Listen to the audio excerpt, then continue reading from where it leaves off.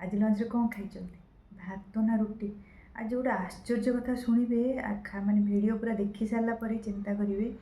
आगुरी आम जो चाष जमी धान चाष होता गोटे गुंठ जमी प्राय 7 ରୁ 8 गौणी पाखापाखि धान बाहर एବେका सिचुएसन रे गोटे गुंठ जमी प्राय 20 ରୁ 25 गौणी पाखापाखि धान बाहर।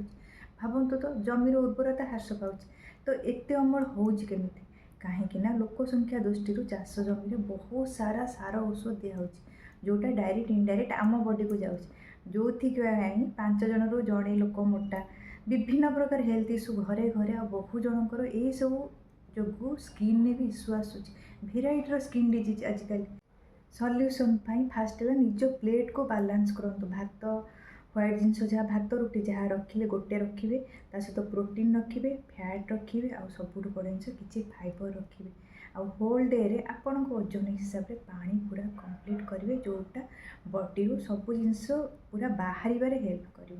ओके तो वीडियो को लाइक करूँ अधिक जानापी कमेंट रे एस टाइप करूँ। Thank you.